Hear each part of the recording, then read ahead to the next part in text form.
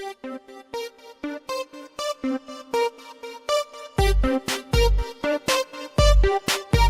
ya Pak ya? Ya. Kemudian ada yang titik krusial lagi di mana Pak? Di satu lagi titik krusial di Bengawan Solo. Bengawan Solo.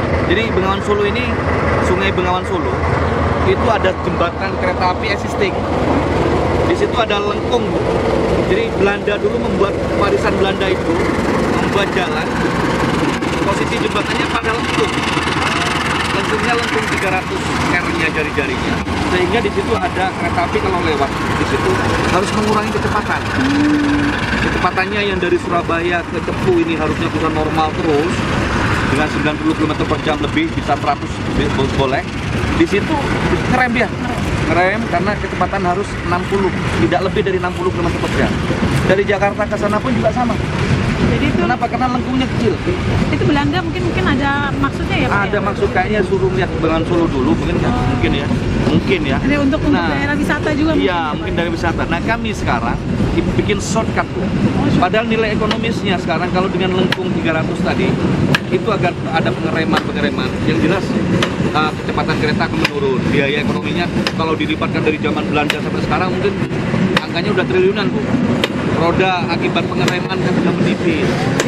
Jadi kalau itu diakumulasi dari itu sampai sekarang, dari zaman Belanda sampai sekarang, itu mungkin triliun angkanya. Nah, sekarang kita mendesain itu, kita bikin lurus, hampir lurus, Pak, dengan R 600 dari 300 menjadi 600. Jadi 2 kali ya? Pak? Iya, dan kita shortcut, kita potong jaraknya lebih pendek, Bu. Lengkungnya pun juga lebih besar.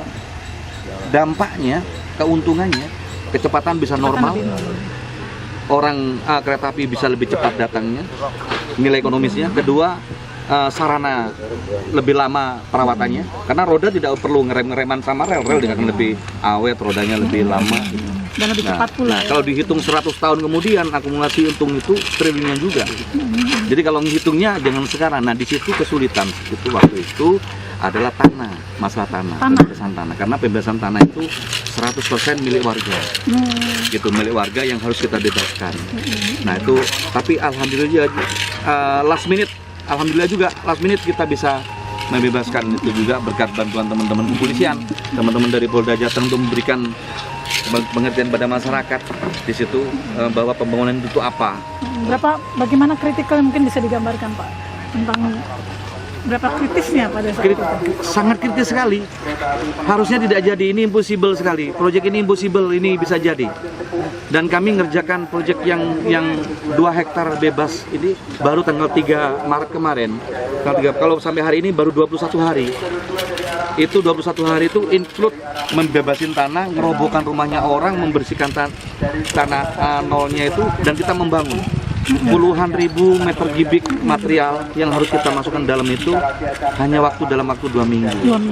Dan sekarang ini sudah selesai. Alhamdulillah. Ya, berarti itu melibatkan berapa tenaga kerja Pak juga? Insya Allah ribuan tenaga kerja di situ. Untuk ngebut ya Pak? Ya, satu hari harus kami ngirim 2.000 rit dump truck masuk ke situ. 6.000 kubik harus masuk per harinya. Kalau tidak seperti itu tidak tercapai nanti di akhir bulan Maret ini, karena memang kami ditarget sama pimpinan akhir Maret ini harus sudah selesai, dan nanti April insya Allah nanti Pak diresmikan sama Pak SBY itu, dan Pak Wapres juga akan berkunjung, dan ini kami harus bekerja keras dan dibantu teman-teman instansi terkait lain.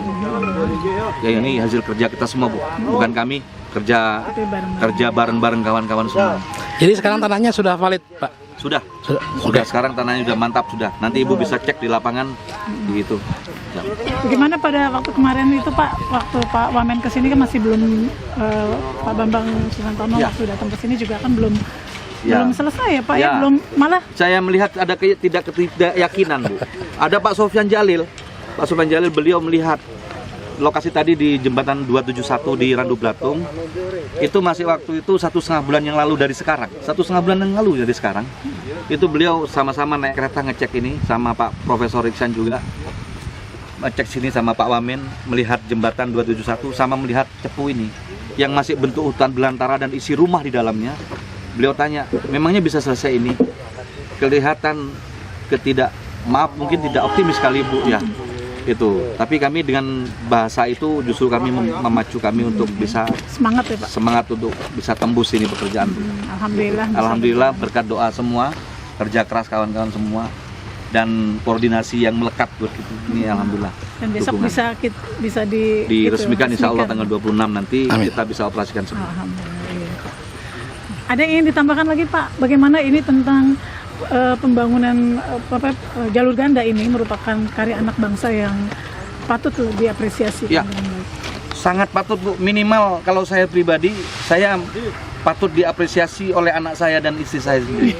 Kenapa? Mulai lahir negeri ini ada negeri Indonesia, baru sekarang bangun jalur yang sepanjang ratusan kilo dalam tempo waktu sedekat. Dulu ada Bu Romusa, 1000 kilo dari ini, tapi pakai dibunuhin orang. Ini tanpa dibunuh 2 tahun selesai, 21 bulan. Iya Pak. Dan ini terjadi baru tahun 2012 dan 2013.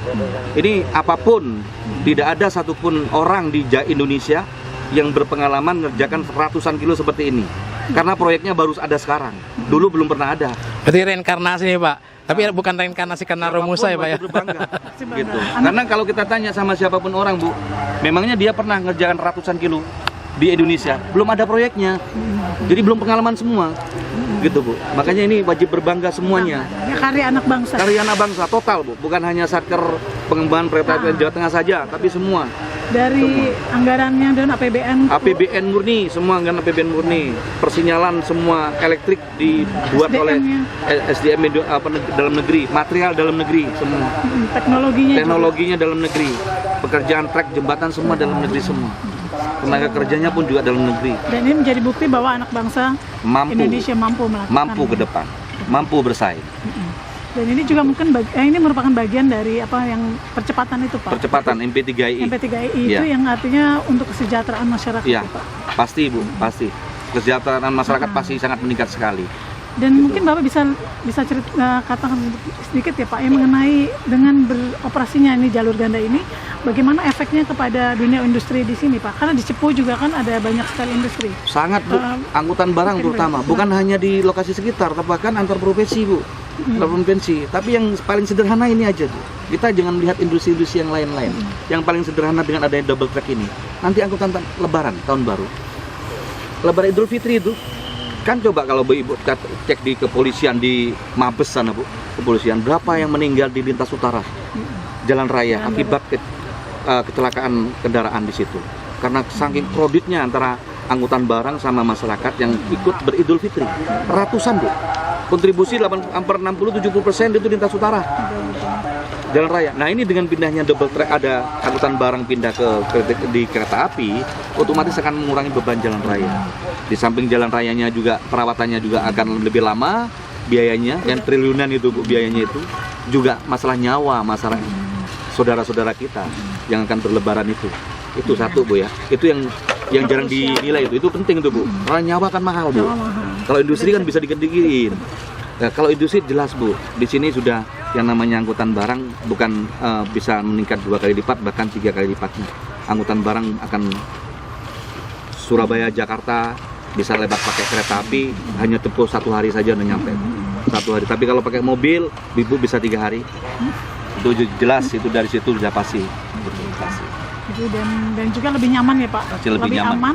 Aman, nyaman. Kemudian, dan pasti nyampe. Pasti nyampe. Ada yang ingin ditambahkan lagi Pak? Cukup Bu mungkin Bu. Itu kapasitas kami di situ Ya, yang kami ngerti. Terima kasih Bu. Demikian tadi wawancara dengan Bapak Henny Siswanto selaku Kasatker Pengembangan proyek Perkeretaapian Jawa Tengah. Jawa Tengah.